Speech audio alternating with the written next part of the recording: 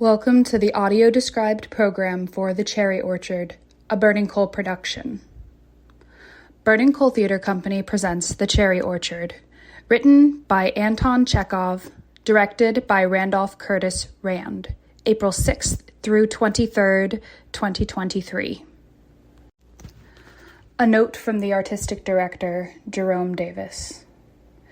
Some playwrights hammer away at big ideas and end up with very small plays. Plays that seem to grow flaccid like a French fry left on the plate too long. The shape is still there, the coloring, but it just isn't appealing anymore.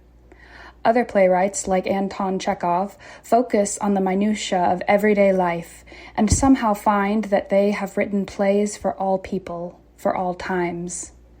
The Cherry Orchard might be his best example of that rare skill.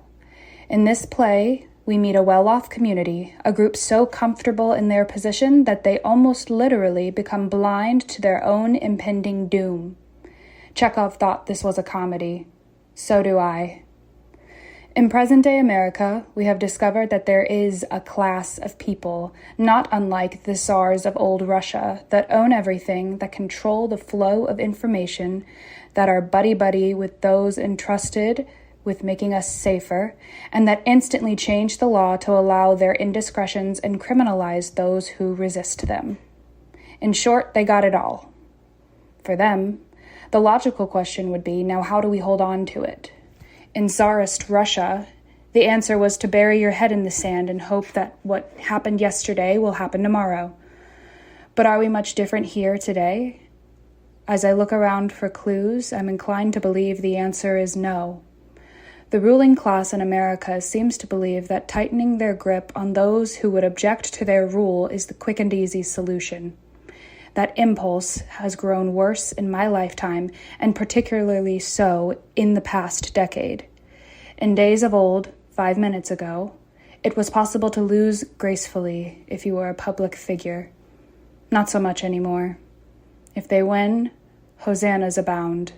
If they lose, let the blame game begin as they reach for a broadcasting or print media paycheck and control of the public discourse that way. But fear not. There's an old saying, journalism is the first draft of history. Art is the final draft. Or, to put it more directly, Chekhov has got your back. Here, then, is the final draft on a declining society, on a creeping authoritarianism that knew and knows that its spiritual rot was and is finally starting to show. Enjoy the Cherry Orchard, and enjoy the laughs, while you can. Jerome Davis, April 2023. Sponsors for this show include the Residence Inn and their restaurant 10th and Terrace, the Classical Station, Smith Anderson Law Firm, and Trophy Brewing. About the play. The Cherry Orchard, Russian playwright Anton Chekhov's final play, is a tragicomedy following a wealthy family and their servants caught in the middle of one societal collapse and the birth of another. The socioeconomic divide is on the precipice, and when it all comes tumbling down, a cacophony of laughter and tears can be heard over the noise. Burning Coal Theater Company, Jerome Davis, Artistic Director, Simi Kastner, Managing Director, presents The Cherry Orchard by Anton Chekhov. Directed by Randolph Curtis Rand. Production Stage Manager, Adam Budlong. Scenery design by Matthew Pezulich. Lighting design by Chris Popovich. Properties design by Philip R. Carter. Technical Director, Joel Sorin. Sound design, Valentina Cordoba. Costume design, Stacy Harrison.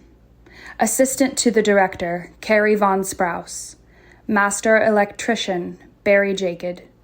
Scenic Charge Artist, Meredith Riggin. House Manager, Carrie Von Sprouse. Assistant Stage Managers, Christopher Barefoot, Juliana Frasca, Emily Johns, and Samantha Kaiser. Choreographed by Avis Hatcher Puzo. Study guide by Eric Kildow. Assistant to the scenic artist, Cole Train.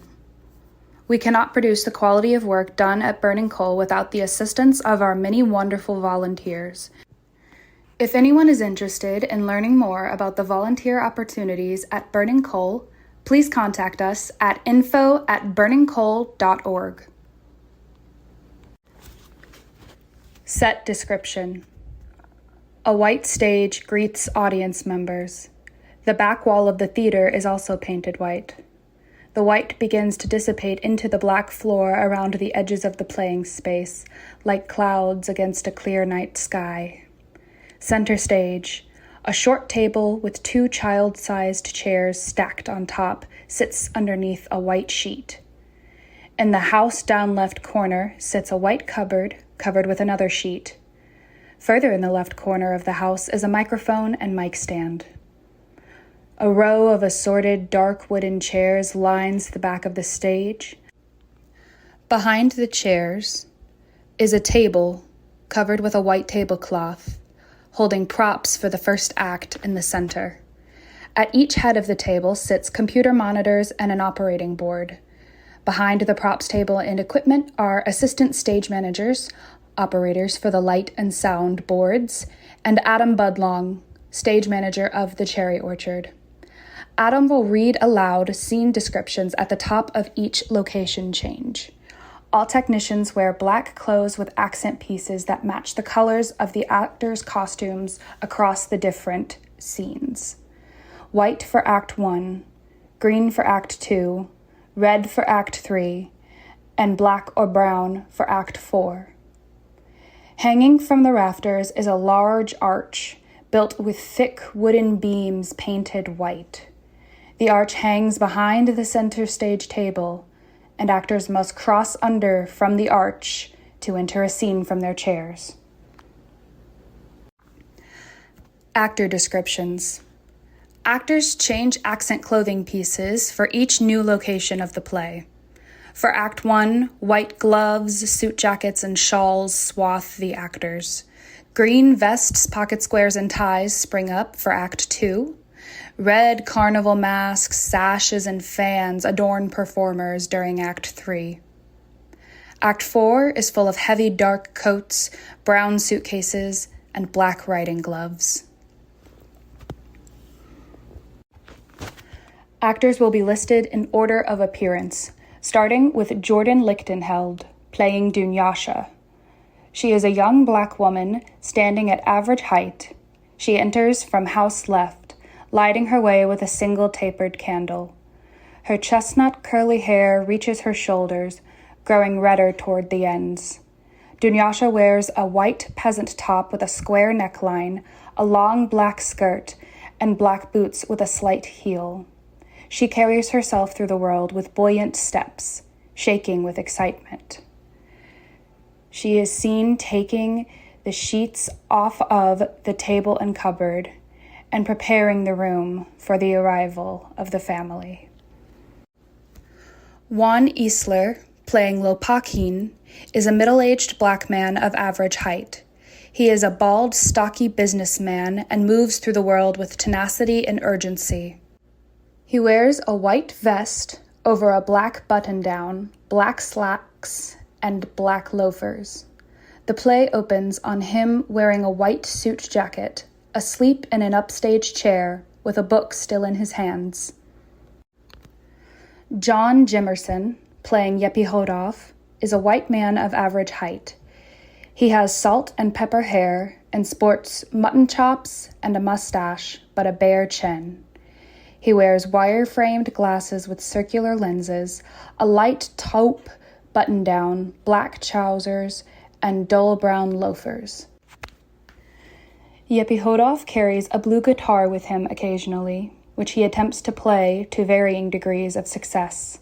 There's a clumsy, timid manner about him. He is often knocking over or running into something, and is always trying to minimize the amount of inconsiderate noise his shoes make. Stephen Jones, playing Fierce, is a black man of tall stature in his 60s. Fierce, an almost 90-year-old butler, relies on a cane and wears glasses with thick black frames surrounding thick circular lenses. The crown of his head is bare, with a ring of short gray and black hair around the sides and back of his skull. He wears a black overcoat with coattails over a white button-up, black slacks, white gloves, a pocket square, and black loafers. After Dunyasha and Lupakin exit to greet the travelers, he crosses the stage at a snail's pace to his chair in the back. Erin Amlicki, playing Yasha, enters after Anya, nose in the air. She walks the perimeter of the space. A tall white woman with curly shoulder-length ash blonde hair. She stands proud in her suit, wearing black riding gloves and black ankle-length boots. She carries a large brown suitcase and can be seen smoking cigars in her chair from time to time.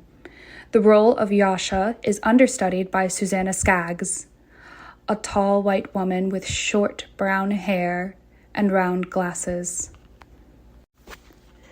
Maxine Eloi, playing Varia, enters near the front of the crowd from the train station, clutching a rosary and cursing the cold. She is a black woman of average height, with raven black curls kept out of her face with a clip. Varia moves through the world with a busy, purposeful gait.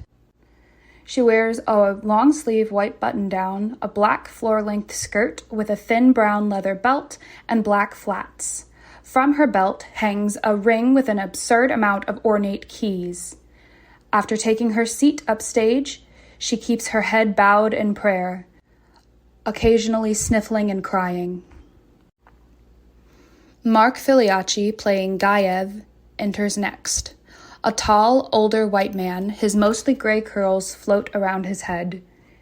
He wears a rust-colored button-down with a white bandana around his neck, brown slacks, and brown loafers.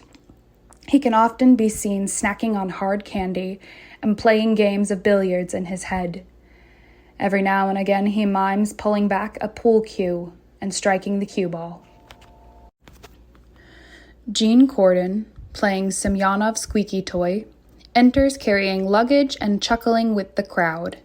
He is a bald white man in his 60s with scraggly gray whiskers and circular wire-framed glasses.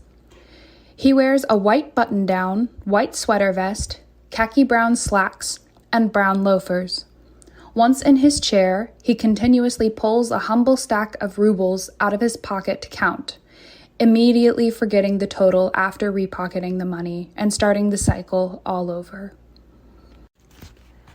Abbi Colborn, playing Charlotta, enters toward the back of the crowd, carrying a small light brown suitcase and a small stuffed Yorkie nestled in the crook of her elbow. They are a tall white person, assigned female at birth, with short brown hair slicked back with a side part. They wear dark brown corduroy pants, brown ankle-length boots, and a white button-up beneath a black vest. After taking her seat upstage, she alternates between doting on her puppy and shuffling a deck of cards from her pocket. Linda Clark, playing Love, daughter of Andre, flies onto stage after Anya beckons for her. She is an older white woman of slightly taller stature. She wears a white button-down, black floor-length skirt, and black heels. A deep blue patterned scarf is tucked into her collar, and her hair is swept up into an elegant updo. She carries a small coin purse on a delicate gold chain. Love roams through the nursery with childlike wonder, her skirt swishing with each twirl. Matthew Hager, playing Petya Trofimov, enters from backstage, unnoticed after the welcome party has broken up, whilst Love, Varia, and Gaev gaze at the orchard through an unseen window. He is a younger white man, tall. He wears jeans with a dark leather belt and a gray plain t-shirt, along with brown boots. A special thanks to City of Raleigh Arts Commission, NC Arts Council, United Arts of Wake County and Raleigh, Schubert Foundation, Man Bites Dog Fund, Maggie Freela, David Rainey, Glenn Sappy, RLT, Dennis Burfield and Raleigh Little Theater, Downtown Housing Improvement Corporation, Carrie Grindam Corbett, Gabrielle Simone, Katie Kennedy, Nick Carner, house managers and volunteers, all the wonderful volunteers who have helped make our theater and this production strong. The history of Burning Coal Theater Company. Burning Coal Theater Company was established in 1997 by Jerome Davis and Simi Kastner. The company's goal is to emphasize works that are experienced viscerally, unlike more traditional linear plays where audiences are most often asked to observe without participating. Using the best local, national, and international artists available, we produce explosive re-examinations of overlooked classics, modern classics, and new plays that address ideas significant to our community. With this in mind, we strive to achieve high-energy performances with minimalist production values. The history of the Murphy School. Originally constructed in 1908, the Murphy School Auditorium served Raleigh until 1977 as an elementary school. In the summer of 1960, the Raleigh City School Board met in this auditorium and voted to begin the desegregation of Raleigh City schools.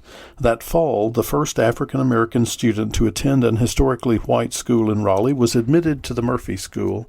When Wake County took over the school system, they determined that the building was too small for the growing needs of the community and shut the building down. In 1991, a group of concerned citizens led by then-Mayor Smedes York and the Downtown Housing Improvement Corporation created from the classrooms a new housing facility for low-income senior citizens, but the auditorium sat empty for 31 years from 1977 until 2008, when Burning Coal was able to raise the money to renovate the old building and turn it into a state-of-the-art facility, as you see today. When we began the renovation, the building had no electricity, no HVAC system, no plumbing, plenty of holes in the walls, ceiling, and floor, and certainly no theatrical equipment such as the lighting grid and equipment that you will see above you. In other words, it was a mess. The beautiful space we see today is the result of a lot of hard work by a lot of people in this community, without whom we would never have been able to achieve this result. For that and for them, we are eternally grateful.